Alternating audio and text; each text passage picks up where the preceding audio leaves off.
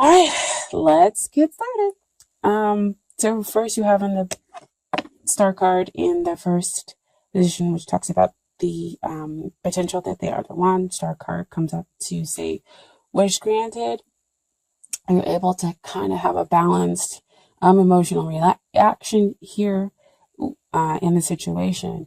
There are deep, rippling emotions, but there's also a practical side where the you are grounded in your emotions and your feelings for this one. But I mean, overall, this is just like basically wish come true. I mean, they see you, they appreciate you, and you can be vulnerable with them, which is always a really great thing to have, in a potential partner, of course. Okay. So big, huge yes there with that star card. Okay. And then you have the long term potential for a relationship or marriage. Okay. And here you go with Empress. Empress, huge yes.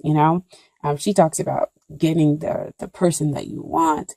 Again, that emotional balance, that abundance of love and emotions, but that are flowing between the two of you, that you're able to, express in just a purity within the relationship. Um, and, just she's full success in love, full of success in love. Okay. And then we have down here, as far as what's hindering the relationship, I'm going to try to see if I forget sometimes to move the cards a little bit closer for you guys to see. We have the King of Wands. And the King of Wands, it's, he comes up here as a hindrance is because that someone in the connection is not completely, might not be completely focused on having a relationship. They're here and there because of all that fire energy that's going on. I mean, it could represent you or somebody who's taking on that fire energy. It could be that your focus is just not on romance right now, or it could be, that this is a very demanding relationship. It's fun and demanding because you're making, the relationship the number one priority. So it's kind of taking and consuming every other part of your life or the connection, whether you're with the person or not. But either way, you could be consuming every other part of your life. And so it's kind of causing some of this hindrance. And with it being underneath the star card, I want to say that that's where we talk about that balance with the emotions and with the practical side of the relationship that kind of needs to happen. Is that, yes, you've got your wish. And so, trying to kind of keep up with demands might be a little difficult because you're like, yay, I have the person that it is that I wanted, I want to be appreciated and known. And so I'm going to put all my time, energy, and effort, just like we would as any other fire sign, in order to make, this relationship work. But it might be causing some energy and tension, because what we have here as far as what is helping is kind of like that Four of Swords. It's like mentally you might need to take a break, and in order to kind of step back to see the whole picture. And with it being underneath the Empress, it says, you're there's some part of this relationship that actually helps to nurture, both sides, for everybody that's involved here in the relationship. But if they are not able to kind of have their complete focus on the relationship, then this also comes in to kind of say, to give you some time to be able to step back, to get a bigger idea, the bigger picture of the relationship. Oh wow, they also just kind of gave me something else, especially with it being underneath the Empress, is that you can kind of take solitude, take rest in this other person, which would completely make sense with the Empress showing up there. Wow, thank you, Spirit, for that one. Is that somebody is taking solitude and rest in the connection, in the relationship. What also helps you to see the bigger picture as well, and goes back to that star card with that healing and having that emotional balance with the practical side, and allowing yourself to be vulnerable. So that's great and wonderful. And so what you have as far as what you need to work on is the Queen of Wands, dear Leo. And she kind of comes up to me as kind of like work on yourself, self-realization, which goes back there to that Four of Swords. Realize that there is a connection, despite it being incredibly demanding, despite the person. It might seem like they're not completely focused on their relationship, as we talk about here with the King of Wands. But what's interesting to me is that you have the fact that we have a match kind of come out here. Queen of Wands, King of Wands. So if you work on yourself, you'll kind of be able to see the bigger picture with them and see why it is that their focus might not be completely on the relationship, or the relationship is so super demanding. Fun, yes, but demanding, and that how we can kind of just take it down a notch, and just kind of start to really, enjoy each other. And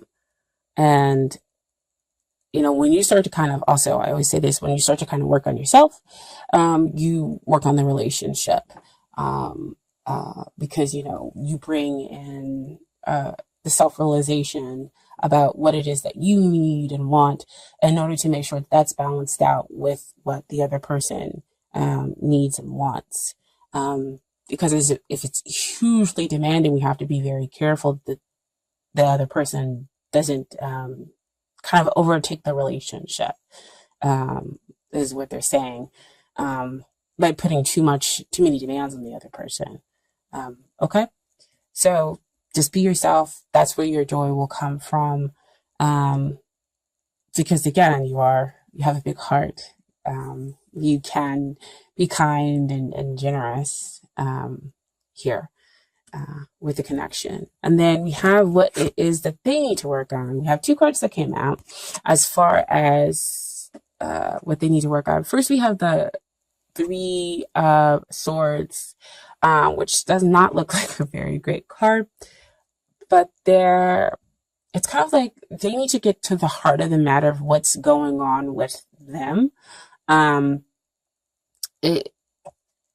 Three of Swords, generally does talk about sorrow, but it's also more like sorrow that's going on in your head, stuff, thoughts, and everything that are coming up to cause this sorrow, the pain. But it also can be talking about, just kind of getting to the heart of the matter of your feelings. Because again, back here, like I was saying, there was some hindrance that came up with the King of Wands, is that their focus may not be completely here on the relationship, because they've got so many things going on, and it could be these thoughts of sorrow. I don't feel like it's a triadic connection here. I just feel like it's like really high energy, like there's so much going on that their focus just hasn't been on, romantic endeavors, and they kind of need to realize how to stop playing games. Now, what came out with the Three of Swords is the King of Swords. And when we're talking about what they need to work on is their communication. They need to communicate. They need to learn how to communicate with you in a less blunt way, or at least be able to communicate their emotions at all. Because sometimes some people can find it very difficult with communicating how they're feeling, because we learn how to compartmentalize our emotions in order to do whatever it is that we need to get done. So see back over there with that King of Wands. They're focusing on doing everything. They don't have time to focus in on emotions. And it's kind of causing some issues in their mental processes. So they need to get to the heart of the matter. That's really, again, why that Three of Swords can come up. So they're feeling these deep emotions for you. And it is difficult for you possibly to be in a relationship by yourself. They're saying like it's really independent. See, again, the King of Swords, the King of Wands. You feel kind of like it's one-sided, possibly. Um, and that's difficult for you. So again, why you need to work on being yourself, why you need to kind of meditate in order to be able to see the bigger picture, what's going on within the relationship. But if they're taking on these air sign qualities, we have to remember that fire and air generally do work very well together. They are pretty independent signs. So if you are a Queen of Wands and you need to work on yourself, it might be that you need to remember that you are this independent soul. And that, yes, you want somebody to appreciate you, but you don't need somebody to appreciate you. It's a want versus a need. So yeah, the King of Swords needs to learn how to communicate his emotions, communicate his feelings, to you, and, not leave so much of the relationship possibly up to the other party. So see, again, that's where we come in with that demanding side. Okay. And so then we have the outcome. We have the Four of Cups. Four of Cups usually means that somebody is not paying attention. They're focused again on something else. So we need to change that focus and realize that love is here. Love is being offered, especially with the Empress coming up, right?